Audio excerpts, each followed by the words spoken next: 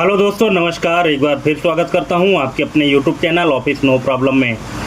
दोस्तों, सितंबर 2026 में सीपीसीटी का जो एग्ज़ाम होने वाला है उसके लिए हम आपके लिए वीडियो लेकर आए हैं। और दोस्तों, सीपीसीटी की जो डिमांड है दिन प्रतिदिन बढ़ती जा रही है। अभी जो ईएसबी बोर्ड के द्वारा एक वैकेंसी निकाली गई है ग्रुप 2 सब ग्रुप 4 का, इसमें आप देखेंगे कि मैक्सिमम पोस्ट ऐसे हैं जहां पे सीपीसीटी की डिमांड बहुत ज़्यादा है। ठीक है, तो दोस्तों, अगर आप सीपीसीटी की तैयारी कर रहे हैं और आपको अगर लगता है कि आप सीपीसीटी में क्वालिफाइड कर जाएंगे तो ये वीडियो आपके लिए है। दोस्तों, आपको बताना चाहूँगा कि इसके पहले मैं अपने YouTube channel office no problem में अभी तक मैं 70 से अधिक वीडियो अपने यूट्यूब चैनल में अपलोड कर लिया है। बहुत सारे लोगों ने हमारे वीडियो को देखा है और वो एग्ज़ाम भी क्वालिफाइड किए हैं, उनको फ़ायदा हुआ है। तो आप भी अगर अपनी तैयारी को और स्ट्रॉन्ग करना चाहते हैं तो पुरानी वीडियोज़ भी देखिए, क्योंकि नॉलेज कभी भी पुराना नहीं होता है। एग्ज़ाम में कभी भी कुछ भी पूछा जा सकता है। और आज की जो वीडियो है तो सितंबर के एग्ज़ाम को पॉइंट ऑफ व्यू में रख के और बनाया गया है, जिसमें एडवांस लेवल के क्वेश्चन भी शामिल हैं। तो चलिए देरी ना करते हुए शुरू करते हैं। और हाँ, अगर आप चैनल में पहली बार आए हैं तो चैनल को सब्सक्राइब कर लीजिएगा, क्योंकि इसी तरह के और सारे वीडियो हम आपको अपने चैनल में प्रोवाइड कराते रहेंगे, वो भी फ्री ऑफ कास्ट। ठीक है, और एक चीज़ और है दोस्तों कि मैं आप लोगों को बहुत ही जल्दी टाइपिंग के लिए एक अपना खुद का सॉफ्टवेयर देने वाला हूँ, जो कि बहुत ही जल्द आप सभी के बीच लॉन्च होने वाला है ना। तो जिसको भी सॉफ्टवेयर चाहिए टाइपिंग सीखने के लिए तो वो भी कमेंट ज़रूर करिएगा। ठीक है, तो चलिए देरी ना करते हुए शुरू करते हैं। जैसा कि आप स्क्रीन में पहला क्वेश्चन देख रहे हैं, पाइप लाइनिंग का मुख्य उद्देश्य क्या है। दोस्तों, क्वेश्चन ऐसे हैं जहाँ भी जो क्वेश्चन ऐसे हैं जिनको एक्सप्लेन करने के लिए डिटेल में एक्सप्लेन करना है, उसको यहाँ पे एक्सप्लेन भी किया गया है। तो अगर आप देखना शुरू कर दिए हैं तो कंप्लीट वीडियो देखेगा बिना स्किप किए हुए, क्योंकि अगर आपको एग्ज़ाम में अच्छे नंबर गेन करने हैं तो। ठीक है, और 100 में से कितने नंबर आपके सही होते हैं, कितने गलत होते हैं, कमेंट करके ज़रूर बताइएगा। तो जैसा कि स्क्रीन में पहला क्वेश्चन है कि पाइप लाइनिंग का मुख्य उद्देश्य क्या है। यहाँ पे 4 ऑप्शन दिए गए हैं: क्लॉक स्पीड बढ़ाना, लेटेंसी कम करना, थ्रूपुट बढ़ाना, पावर कम करना। अब इन 4 ऑप्शन में से करेक्ट आंसर कौन सा होगा, तो यहाँ आपको आंसर देना है। अगर आपको पता है तो, नहीं पता है तो देख लीजिए। इसका करेक्ट आंसर हो जाएगा ऑप्शन नंबर सी, थ्रूपुट बढ़ाना। अब देखिए, ये तो हम जान गए कि पाइप लाइनिंग का मुख्य उद्देश्य है थ्रूपुट बढ़ाना, लेकिन यही नहीं पता कि थ्रूपुट होता क्या है। ठीक है, तो चलिए इसको थोड़ा डिटेल में देखते हैं। ये देखिए, यहाँ पे हमने पाइप लाइन को यहाँ पे एक्सप्लेन करने की कोशिश किया है कि पाइप लाइनिंग कंप्यूटर आर्किटेक्चर की एक ऐसी तकनीक है जिसमें एक ही समय पर कई निर्देशों के अलग अलग चरणों पर काम किया जाता है, जिससे प्रोसेसर की कार्यक्षमता बढ़ जाती है। ठीक है, देखिए, कोई भी टास्क होता है तो उसके अलग अलग स्टेज होते हैं। ठीक है, और उन अलग अलग स्टेज में जब काम होता है तो किसी भी कार्य को आसानी से पूरा किया जाता है। और ऐसे में क्या होता है कि जो प्रोसेसर है उसकी परफॉर्मेंस बढ़ जाती है। ठीक है, अब सीपीयू में जो पाइप लाइनिंग होता है वो कैसे काम करता है। ठीक है, तो यहाँ पे एक देख सकते हैं आप कि जो कोई भी इंस्ट्रक्शन अगर कंप्यूटर में परफॉर्म होता है तो वो किन किन चरणों से होकर गुजरता है, कौन कौन सा स्टेप होता है। तो देखिए, सबसे पहले क्या होता है, कोई भी इंस्ट्रक्शन दिए तो उसको सबसे पहले क्या होगा, फेच करेगा, यानी मेमोरी में इंस्ट्रक्शन को लाएगा। इसके बाद उसको डिकोड करेगा, है ना। डिकोड मतलब इंस्ट्रक्शन को समझना होता है। इसके बाद जब समझ लेगा तो फिर क्या करेगा, प्रोसेसर एग्जीक्यूट करेगा, यानी आवश्यक कार्य करेगा। इसके बाद फिर क्या होगा, मेमोरी एक्सेस, यदि मेमोरी की आवश्यकता हो तो डेटा पढ़ना या लिखना। और इसके बाद राइट बैक, यानी परिणाम को रजिस्टर में लिखना। पाइपलाइनिंग में एक ही समय पर कई इंस्ट्रक्शन अलग अलग स्टेजेस में रहती हैं। ठीक है, और जो ये परफॉर्मेंस होती है ना, प्रोसेसर की परफॉर्मेंस, इसी को थ्रूपुट कहा जाता है। ठीक है, आई थिंक आप समझ गए होंगे। अगर इसके बाद भी समझ में नहीं आया है तो कमेंट करके पूछ लीजिएगा। चलिए नेक्स्ट क्वेश्चन देखते हैं। एक 64 बिट प्रोसेसर में एड्रेस बस की क्षमता क्या निर्धारित करती है? डेटा ट्रांसफ़र की गति, रजिस्टर का आकार, अधिकतम मेमोरी एड्रेसिबिलिटी या क्लॉक साइकिल की संख्या। तो इसका करेक्ट आंसर हो जाएगा ऑप्शन नंबर सी, अधिकतम मेमोरी एड्रेसिबिलिटी। ऑप्शन नंबर सी इसका करेक्ट आंसर हो जाएगा। दोस्तों, जो क्वेश्चन एक्सप्लेन करने लायक हैं डिटेल में, उन्हीं को एक्सप्लेन किया गया है हमारे हिसाब से। बाकी अगर आपको लगता है कि इसको भी एक्सप्लेन करना चाहिए था तो आप कमेंट करके ज़रूर बताइएगा, तो उसको हम अलग से एक्सप्लेन कर देंगे आपके लिए। ठीक है, चलिए नेक्स्ट क्वेश्चन देखते हैं। कैश मेमोरी किस सिद्धांत पर कार्य करती है? अब कैश मेमोरी के बारे में तो आप लोग जानते ही होंगे, अगर नहीं जानते हैं तो जान जाएंगे अभी। कैश मेमोरी किस सिद्धांत पर कार्य करती है? Data redundancy, locality of reference, FIFO या लास्ट इन फर्स्ट आउट। तो किस सिद्धांत पर, किस प्रिंसिपल पर कार्य करती है कैश मेमोरी? तो इसका करेक्ट आंसर हो जाएगा लोकेलिटी ऑफ रेफरेंस। ठीक है, ऑप्शन नंबर 20 का करेक्ट आंसर हो जाएगा। कैसे होगा इसका करेक्ट आंसर, ये देख लीजिए। यहाँ पे आप देख सकते हैं डिटेल में लिखा गया है, आप थोड़ा वीडियो पॉज करके पढ़ सकते हैं कि कैश मेमोरी इस सिद्धांत पर कार्य करती है कि सीपीयू जिस डेटा या निर्देश का अभी उपयोग करता है उसके दोबारा या उसके आसपास के डेटा के उपयोग होने की संभावना अधिक होती है, इसलिए उस डेटा को कैश मेमोरी में संग्रहित यानी स्टोर कर लिया जाता है, जिससे अगली बार सीपीयू उसे मुख्य मेमोरी यानी रैम की तुलना में बहुत तेज़ी से प्राप्त कर सके। ठीक है, कुल मिला के बात यह है कि सीपीयू और रैम के बीच में जो मेमोरी होती है वो कैश मेमोरी होती है, और अभी हाल ही में सीपीयू के द्वारा जिस एड्रेस का यूज किया गया है तो हो सकता है कि उसी एड्रेस का यूज दोबारा करने के लिए सीपीयू मांगे। तो कैश मेमोरी क्या करती है कि उस एड्रेस को टेम्परेरी स्टोर कर लेती है। ठीक है, और ताकि जब भी दोबारा ज़रूरत पड़े सीपीयू को तो वो आसानी से दे सके, जिससे काम जो है तो तेज़ी से हो। ठीक है, अब यहाँ पे जो लोकेलिटी है ये दो प्रकार का होता है, जो स्थानीयता है ये दो प्रकार का होता है। कौन कौन सा? टेम्पोरल लोकेलिटी और स्पेशियल लोकेलिटी। अब देखिए, टेम्पोरल में क्या होता है कि जिस डेटा का अभी उपयोग हुआ है उसके फिर से उपयोग होने की संभावना अधिक होती है। ठीक है, यह टेम्पोरल होता है। और स्पेशियल में क्या होता है कि जिस डेटा का उपयोग हुआ है उसके पास स्थित डेटा का उपयोग होने की संभावना अधिक होती है। अब मान लीजिए कि यहाँ पे सीपीयू ने मेमोरी से एड्रेस 1000 का डेटा पढ़ा है। ठीक है, अब यदि सीपीयू को थोड़ी देर बाद फिर एड्रेस 1000 चाहिए तो यह क्या हो जाएगा? टेम्पोरल लोकेलिटी है। और यदि सीपीयू को एड्रेस 1001 या 1002 या 1003 चाहिए तो इसको कहते हैं स्पेशियल लोकेलिटी। ठीक है, आप यहाँ पे ध्यान दीजिएगा। टेम्पोरल में क्या होता है कि एक एड्रेस को यूज किया गया है और उसी एड्रेस को अगर दोबारा यूज करना चाहता है सीपीयू, इसको टेम्पोरल लोकेलिटी कहते हैं। और यदि जो एड्रेस यूज कर चुका है और उसके आसपास का कोई डेटा यूज करना चाहता है, एड्रेस यूज करना चाहता है सीपीयू, इसको कहते हैं स्पेशियल, यानी जो पहली बार एड्रेस यूज हो रहा है उसको स्पेशियल कहते हैं, और जिस एड्रेस को दोबारा यूज करना चाहता है उसको टेम्पोरल लोकेलिटी कहते हैं। ठीक है, चलिए नेक्स्ट क्वेश्चन है, कौन सा इंटरप्ट नॉन मास्केबल होता है? Trap, INTR, RST 7.5, RST 6.5। तो इसका करेक्ट आंसर हो जाएगा ऑप्शन नंबर ए, ट्रैप।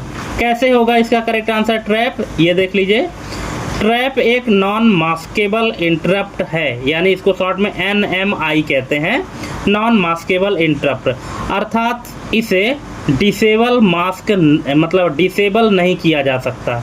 ठीक है, ट्रैप क्या है? एक नॉन मास्केबल इंटरप्ट है, अर्थात इसे डिसेबल नहीं किया जा सकता है। यह सामान्यतः गंभीर त्रुटियों जैसे पावर फेल्योर या हार्डवेयर फेल्योर के लिए उपयोग किया जाता है ताकि सीपीयू तुरंत प्रतिक्रिया दे सके। अब यहाँ पे याद रखने योग्य जो फैक्ट हैं वो क्या है कि ट्रैप क्या होता है? नॉन मास्केबल, यानी सबसे उच्च प्रायोरिटी का होता है, और RST 7.5, RST 6.5, RST 5.5 ये सभी क्या है, मास्केबल इंटरप्ट्स हैं, है ना, यानी इनको डिसेबल किया जा सकता है, लेकिन जो ट्रैप है इसको डिसेबल नहीं किया जा सकता। INTR क्या है, मास्केबल तथा सबसे कम प्रायोरिटी वाला इंटरप्ट है। अब यहाँ पे थोड़ा रेड कलर में जो लाइन लिखी है इसको ध्यान से पढ़िएगा कि 8085 माइक्रो प्रोसेसर में ट्रैप एकमात्र नॉन मास्केबल इंटरप्ट है जिसे डिसेबल नहीं किया जा सकता। ठीक है, तो इसलिए इसका करेक्ट आंसर हो जाएगा ट्रैप। आई थिंक दोस्तों आपको यहाँ पे अच्छे से समझ में आया होगा, हमने यहाँ पे एक्सप्लेन करने की कोशिश किया है। और अगर किसी क्वेश्चन में आपको डाउट है आगे के क्वेश्चन में तो उसको भी आप ध्यान से कमेंट करिएगा, तो हम उसका आंसर आपको देंगे। ठीक है, फिलहाल नेक्स्ट क्वेश्चन की ओर बढ़ते हैं। डर्टी बिट का उपयोग किस संदर्भ में किया जाता है? Disk scheduling, page replacement, booting प्रक्रिया या नेटवर्क सुरक्षा? तो इसका करेक्ट आंसर हो जाएगा पेज रिप्लेसमेंट। ऑप्शन नंबर 20 का करेक्ट आंसर हो जाएगा। डर्टी बिट का उपयोग किया जाता है पेज रिप्लेसमेंट में, यानी राइट बैक कैश। कैसे, ये देख लीजिए कि डर्टी बिट एक पेज टेबल एंट्री का बिट होता है। पेज टेबल बिट यानी PTE का बिट होता है, जो यह बताता है कि मेमोरी में लोड होने के बाद किसी पेज में परिवर्तन हुआ है या नहीं। अब देखिए, डर्टी बिट अगर 0 है इसका मतलब है कि पेज में कोई परिवर्तन नहीं हुआ है। यदि डर्टी बिट 1 है इसका मतलब पेज में परिवर्तन हुआ है, इसलिए उसे हटाने से पहले डिस्क पर वापस करना आवश्यक है ना, राइट बैक, उसको वापस करना आवश्यक है। यहाँ एग्जाम्पल दिया है कि यदि CPU किसी पेज का केवल रीड करता है तो उसे डर्टी बिट 0 रहती है, और यदि CPU उस पेज में राइट करता है तो डर्टी बिट 1 हो जाती है। और डर्टी बिट का उपयोग वर्चुअल मेमोरी में यह बताने के लिए किया जाता है कि कोई पेज संशोधित हुआ है या नहीं। ठीक है, ये इसका करेक्ट आंसर हो जाएगा।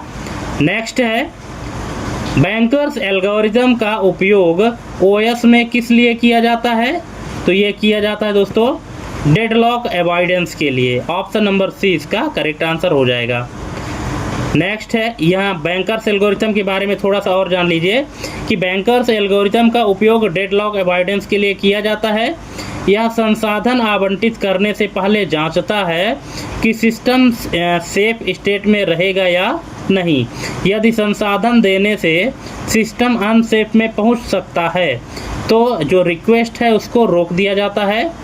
ठीक है, ये बैंकर्स एल्गोरिथम में डेडलॉक अवॉइडेंस इसलिए किया जाता है। ठीक है, इसका पर्पज क्या है? पर्पज है इसका डेडलॉक अवॉइडेंस, सबसे मुख्य जो पर्पज है, उद्देश्य है। और कॉन्सेप्ट क्या है कि सेफ स्टेट और अनसेफ स्टेट।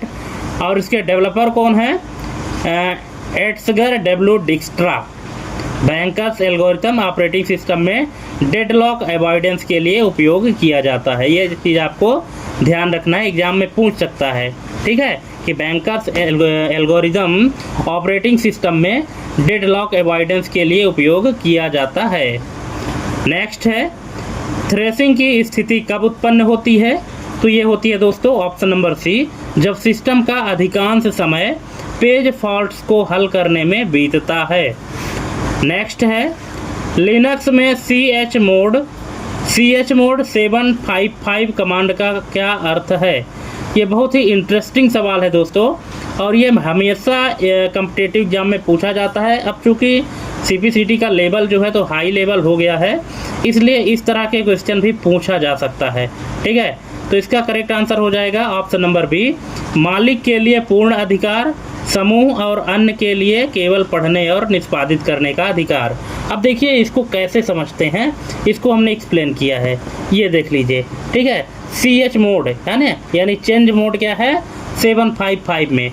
देखिए है क्या कि 7 नंबर क्या दिया है, 7 नंबर का भी इकट्ठा होगा। यहाँ पे 3 कंडीशन होती हैं, रीड, राइट और एग्जीक्यूट।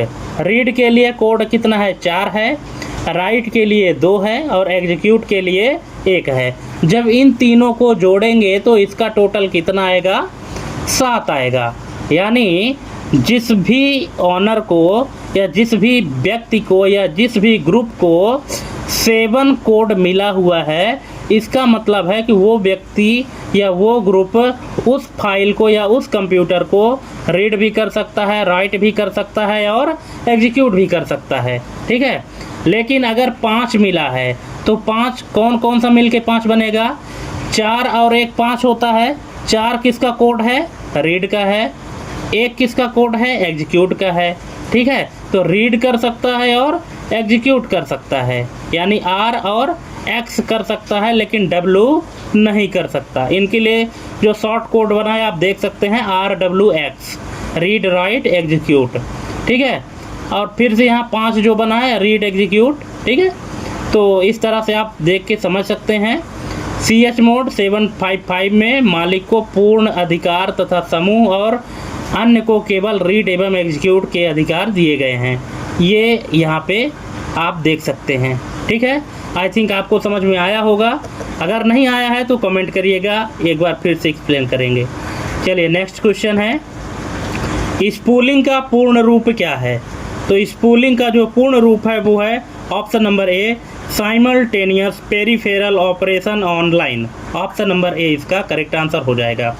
नेक्स्ट है, निम्नलिखित में से कौन सा शेड्यूलिंग एल्गोरिथम कन्वॉय इफेक्ट से ग्रस्त है? तो ये है first come first serve, FCFS। Option number C इसका करेक्ट आंसर हो जाएगा। नेक्स्ट है, IPv6 एड्रेस का आकार कितना होता है? सबको पता है, कई बार हमने बताया है। इसका करेक्ट आंसर हो जाएगा 128 बिट्स। Option number C. नेक्स्ट है, OSI मॉडल की किस लेयर पर एरर डिटेक्शन और फ्लो कंट्रोल मुख्य रूप से होता है? तो ये होता है data link layer. Option number B इसका करेक्ट आंसर हो जाएगा। नेक्स्ट है, BGP यानी बॉर्डर गेटवे प्रोटोकॉल किस प्रकार का प्रोटोकॉल है? तो ये है path vector protocol. Option number C. Next है, symmetric key cryptography. Symmetric key cryptography में क्या होता है? तो ये होता है एन्क्रिप्शन और डिक्रिप्शन के लिए एक ही कुंजी का उपयोग होता है। ठीक है, यहाँ पे देख लीजिए, यहाँ पे एक्सप्लेन किया गया है सिमेट्रिक और असिमेट्रिक को। ये इम्पोर्टेंट टॉपिक है, ये आता है एग्जाम में। सिमेट्रिक की क्रिप्टोग्राफी में एक ही सीक्रेट की का उपयोग डेटा को एनक्रिप्ट और डिक्रिप्ट बनाने में होता है। ठीक है, दोनों के लिए किया जाता है। इसलिए भेजने वाले यानी सेंडर और प्राप्त करने वाले यानी रिसीवर, सेंडर और रिसीवर दोनों के पास एक ही कुंजी यानी एक ही की होना आवश्यक है। ठीक है, यहाँ पे उदाहरण में दिए गए AES यानी एडवांस इनक्रिप्शन स्टैंडर्ड, DES यानी डेटा इनक्रिप्शन स्टैंडर्ड और 3DES यानी ट्रिपल DES यानी ट्रिपल डेटा इनक्रिप्शन स्टैंडर्ड। अब यहाँ पे याद रखने की जो ट्रिक है वो क्या है कि सिमेट्रिक में सेम की यानी एक ही की चाहिए इनक्रिप्ट और डिक्रिप्ट करने के लिए, और असिमेट्रिक में क्या होता है, 2 की चाहिए होता है, एक पब्लिक की और एक प्राइवेट की। ठीक है, ये आपको ध्यान रखना है। नेक्स्ट है, ट्रोजन हॉर्स क्या है? तो ये है, यह वैध दिखने वाला सॉफ्टवेयर जो वास्तव में हानिकारक है। ऑप्शन नंबर ए। दोस्तों क्वेश्चन बहुत ही अच्छे हैं और क्वेश्चन का जो लेवल है आजकल जो CPCT में आ रहा है वो इसी लेवल का क्वेश्चन आ रहा है, इसलिए आपको डीप लेवल से तैयारी करनी है। और अगर आप हमारी पिछली वीडियोज नहीं देखे हैं तो उन सब की लिंक हम अपने वीडियो के डिस्क्रिप्शन में डाल देंगे, आप वहां से भी देख सकते हैं। नेक्स्ट है, MS Excel में VLOOKUP फंक्शन का चौथा तर्क ट्रू फॉल्स क्या दर्शाता है? तो ये दर्शाता है अनुमानित मिलान या सटीक मिलान यानी अप्रॉक्सीमेट मैच या exact match. Option number C. Next है, MS वर्ड में मेल मर्ज के दौरान डेटा सोर्स फाइल का क्या कार्य है? तो इसका कार्य है प्राप्तकर्ताओं की जानकारी स्टोर करना। Option number B. Next, MS Excel में यदि आप किसी सेल में हैश वैल्यू त्रुटि देखते हैं तो इसका क्या कारण है? इसका कारण है सूत्र में गलत डेटा प्रकार का उपयोग किया गया है, यानी जब डेटा टाइप गलत होता है तब हैश वैल्यू एरर आता है MS Excel में। नेक्स्ट है, पावर पॉइंट में स्लाइड मास्टर का उपयोग क्या है? तो इसका उपयोग है कि पूरी प्रेजेंटेशन में एक समान लेआउट और थीम लागू करना। Option number B. नेक्स्ट है MS एक्सेस में प्राइमरी की का क्या महत्व है? तो इसका महत्व है प्रत्येक रिकॉर्ड की विशिष्ट पहचान यानी यूनिक आइडेंटिफिकेशन करना, ऑप्शन नंबर डी। नेक्स्ट है कंप्यूटर शिक्षा में CAI का अर्थ क्या है? तो इसका अर्थ है computer aided instruction, option number A. Next, Bloom की टैक्सोनॉमी के अनुसार प्रोग्रामिंग सीखना किस स्तर का कौशल है? तो ये है विश्लेषण और सृजन, ऑप्शन नंबर सी, यानी एनालिसिस एंड क्रिएशन। नेक्स्ट है फ्लिप्ड क्लासरूम मॉडल में क्या होता है? तो ये होता है कि छात्र घर पर लेक्चर देखते हैं और कक्षा में समस्या समाधान करते हैं, इसी को फ्लिप्ड क्लासरूम मॉडल कहते हैं, ऑप्शन नंबर बी। नेक्स्ट है कंप्यूटर लैब में छात्रों को हैंड्स ऑन अनुभव देने का मुख्य लाभ क्या है? तो इसका लाभ है प्रयोगात्मक कौशल और आत्मविश्वास विकसित करना, option number B. Next, digital divide शब्द का क्या तात्पर्य है? तो इसका तात्पर्य है सूचना प्रौद्योगिकी तक पहुंच रखने वालों और न रखने वालों के बीच का अंतर, इसी को डिजिटल डिवाइड कहा जाता है। नेक्स्ट है SQL में हैविंग क्लॉज का उपयोग किसके साथ किया जाता है? तो ये किया जाता है ग्रुप बाय के साथ, ऑप्शन नंबर डी। नेक्स्ट है डेटाबेस में नॉर्मलाइजेशन का प्राथमिक लक्ष्य क्या है? तो ये है डेटा रिडंडेंसी को कम करना, option number A. Next, internet of things में मुख्य रूप से किसका उपयोग होता है? तो ये होता है सेंसर, सॉफ्टवेयर और connectivity, option number B. Next, cloud computing में SaaS का क्या अर्थ है? तो इसका अर्थ है software as a service, option number B. Next, data mining का क्या अर्थ है? तो इसका अर्थ है बड़े डेटा सेट से महत्वपूर्ण पैटर्न और जानकारी निकालना, ऑप्शन नंबर ए। नेक्स्ट है कूल्ड बूटिंग और वार्म बूटिंग में क्या अंतर है? तो ये है कोल्ड बूटिंग में स्विच ऑफ करके ऑन किया जाता है और वार्म बूटिंग में रीस्टार्ट किया जाता है, option number A. Next, BIOS किस प्रकार की मेमोरी में स्टोर होता है? तो ये होता है रोम में, ऑप्शन नंबर बी। नेक्स्ट है कुकी का उपयोग वेबसाइटों द्वारा किस लिए किया जाता है? तो ये किया जाता है यूजर की प्राथमिकताएं और सत्र जानकारी स्टोर करने के लिए, option number D.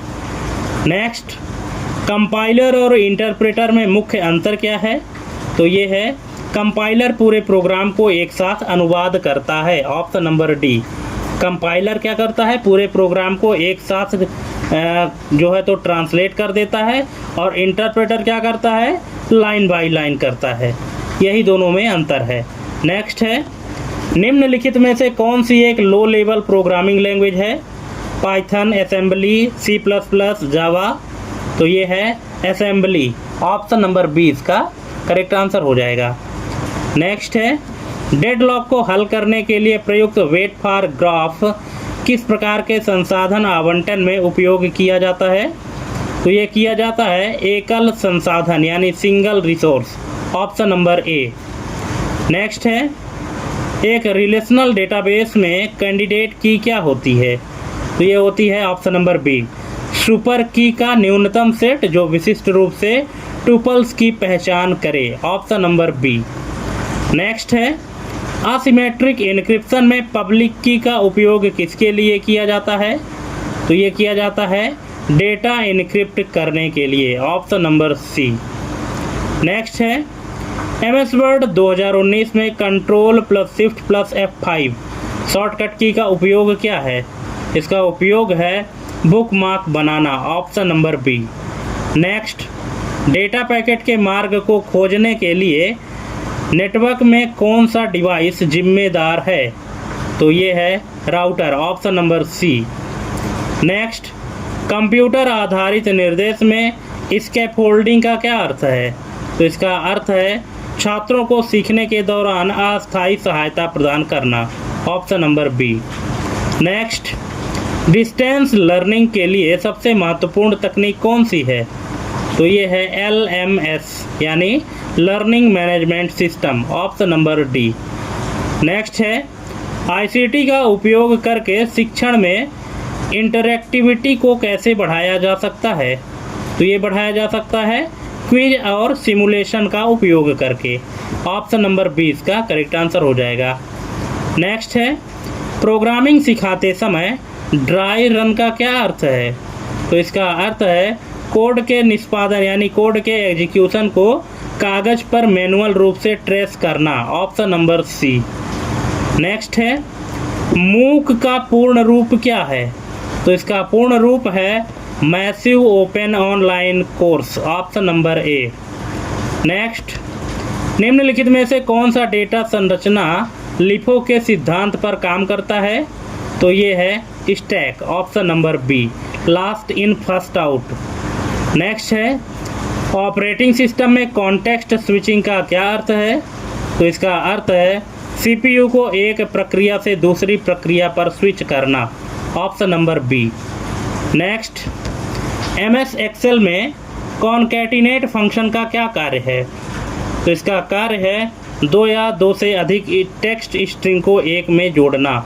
Option number D.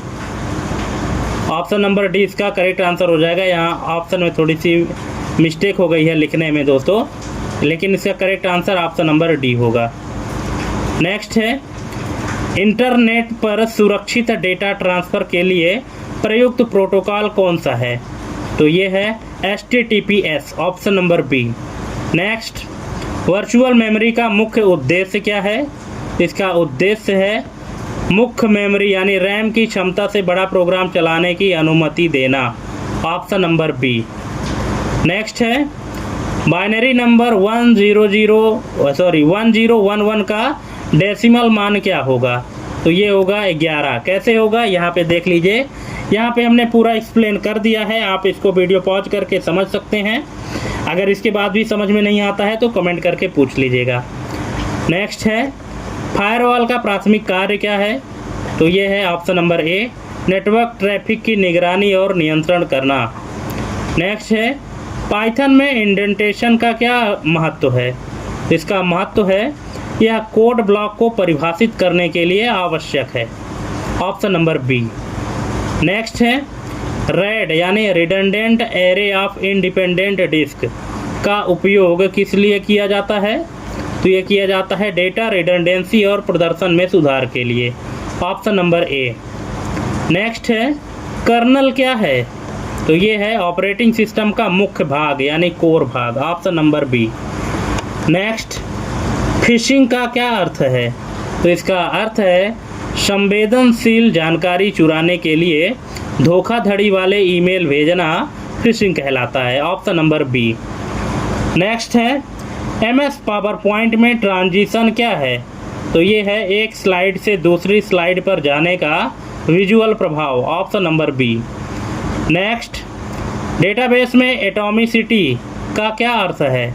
इसका अर्थ है ट्रांजैक्शन या तो पूरा होगा या बिल्कुल नहीं। Option number D. Next, computer की किस पीढ़ी में VLSIC यानी very large scale integrated circuit का उपयोग हुआ? तो ये हुआ था दोस्तों चौथी पीढ़ी में। Option number D. Next, instruction cycle का सही क्रम क्या है? तो इंस्ट्रक्शन साइकिल का जो सही क्रम है वो है फेच, डिकोड और execute. Option number A. Next है, निम्नलिखित में से कौन सा सिंक्रोनस संचार का उदाहरण है? तो ये है video conferencing live. Option number B. Next, discovery learning model के प्रणेता कौन थे?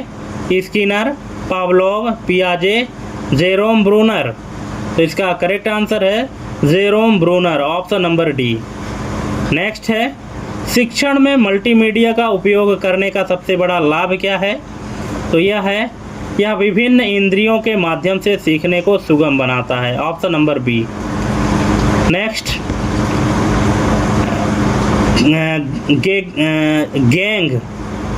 गैगने सीखने की स्थितियों में सबसे निचला स्तर क्या है? तो ये है संकेत सीखना, signal learning. Option number D. Next, digital portfolio का उपयोग किसके लिए किया जाता है? तो ये किया जाता है छात्र के काम और उपलब्धियों को डिजिटल रूप में प्रदर्शित करने के लिए, ऑप्शन नंबर ए। नेक्स्ट है कैश कोहेरेंसी की समस्या कहाँ उत्पन्न होती है, तो ये होती है मल्टी प्रोसेसर सिस्टम में, option number B. Next, disk scheduling में स्कैन एल्गोरिथम को और किस नाम से जाना जाता है, तो इसको जाना जाता है elevator algorithm, option number A.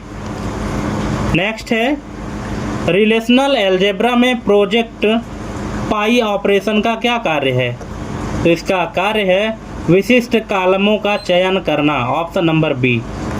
Next, computer network में सबनेट मास्क का उपयोग क्यों किया जाता है, तो ये किया जाता है नेटवर्क आईडी और होस्ट आईडी को अलग करने के लिए, ऑप्शन नंबर बी। नेक्स्ट है एमएस एक्सेल में पाइवोट टेबल का क्या उपयोग है, तो ये है बड़े डेटा को संक्षिप्त और विश्लेषित करना, option number D. Next, worm और वायरस में मुख्य अंतर क्या है, तो ये है option number B.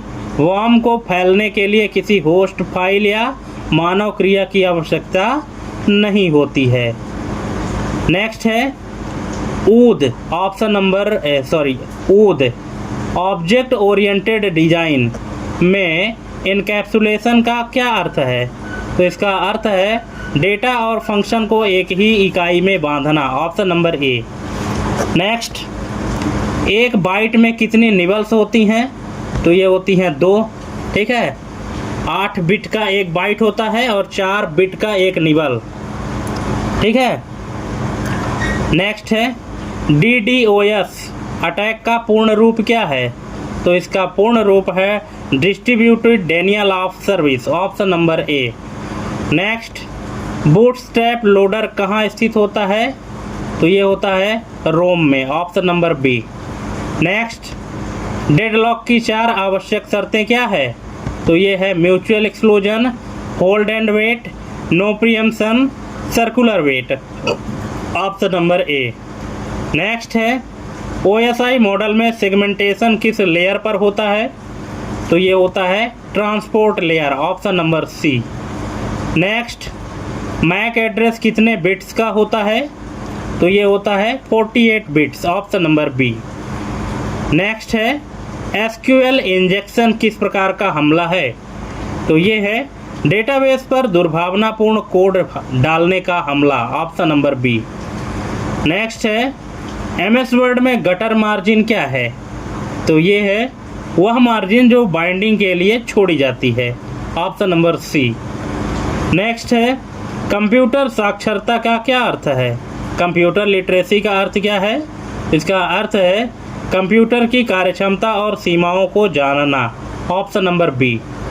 Next, blended learning क्या है, तो ये है पारंपरिक कक्षा और ऑनलाइन शिक्षण का मिश्रण, ऑप्शन नंबर सी। नेक्स्ट, छात्रों की प्रोग्रामिंग तार्किकता सुधारने के लिए सबसे अच्छा उपकरण कौन सा है, flow chart, speaker, printer, monitor, तो ये है flow chart, option number A. Next, LMS में M का क्या अर्थ है, तो इसका अर्थ है management, option number B. Next, gamification का शिक्षा में क्या अर्थ है, तो इसका अर्थ है गेम के तत्वों का उपयोग सीखने में करना, जैसे points, leader board, option number B. Next है एक TCP कनेक्शन को बंद करने के लिए प्रयुक्त फ्लैग कौन सा है, तो ये है FIN, option number C. Next, primary memory और सेकेंडरी मेमोरी में मुख्य अंतर क्या है, तो ये है प्राइमरी मेमोरी वोलाटाइल होती है और secondary non volatile, option number A. Next, MS Excel में एब्सोल्यूट सेल रेफरेंस के लिए किस प्रतीक का उपयोग किया जाता है, तो ये किया जाता है डॉलर का, option number C. Next, malware शब्द किससे बना है, तो ये बना है मैलिशियस सॉफ्टवेयर से, ऑप्शन नंबर ए। नेक्स्ट है SRAM और DRAM में से कौन सा तेज है, तो ये है SRAM, option number B. Next, निम्नलिखित में से कौन सा ऑपरेटिंग सिस्टम का उदाहरण नहीं है, तो ये है ओरेकल, ओरेकल एक डेटाबेस है, बाकी सभी ऑपरेटिंग सिस्टम हैं। नेक्स्ट है डोमेन नेम सिस्टम का क्या कार्य है? तो इसका कार्य है डोमेन नामों को आईपी एड्रेस में बदलना, option number B. Next, encryption का अर्थ क्या है? तो इसका अर्थ है डेटा को सादे टेक्स्ट से फिर सिफर टेक्स्ट में बदलना, option number A. Next, USB का पूर्ण रूप आप सबको पता है, यूनिवर्सल सीरियल बस होता है, option number A. Next, motherboard पर सीमोस बैटरी का क्या कार्य है? तो ये है सिस्टम की तारीख और समय को बनाए रखना, ऑप्शन नंबर बी। नेक्स्ट है प्रोजेक्ट बेस्ड लर्निंग का मुख्य लाभ क्या है? तो इसका लाभ है छात्र वास्तविक दुनिया की समस्याओं को हल करना सीखते हैं, ऑप्शन नंबर डी। नेक्स्ट है आईसीटी का शिक्षा में उपयोग करने का उद्देश्य क्या है? तो ये है शिक्षण की गुणवत्ता बढ़ाना और पहुंच सुगम करना, ऑप्शन नंबर बी। नेक्स्ट है वाइगोत्स्की के अनुसार सीखने में सबसे अधिक प्रभाव किसका पड़ता है? तो ये है सामाजिक अंतःक्रिया का, social interaction, option number C. Next है ई लर्निंग में असिंक्रोनस मोड का क्या अर्थ है? तो इसका अर्थ है ऑप्शन नंबर बी, शिक्षक और छात्र अलग अलग समय पर संवाद करते हैं। नेक्स्ट है एल्गोरिथम क्या है? तो ये है किसी समस्या को हल करने के लिए चरणों का एक सेट, यानी step by step set, option number B. तो दोस्तों इस तरह से 100 MCQ यहाँ पे कंप्लीट होते हैं। 100 में से आपके कितने नंबर सही हुए, कितने गलत हुए, कमेंट करके ज़रूर बताइएगा। और इसी तरह के अगर और MCQ चाहिए तो उसके लिए भी कमेंट करिएगा, ठीक है। तो आज के लिए बस इतना ही। Thanks for watching. हमारी एक कंप्लीट वीडियो देखने के लिए मिलते हैं अपने एक अगली वीडियो में एक नए टॉपिक और एक नई जानकारी के साथ। तब तक के लिए जय हिंद, वंदे मातरम।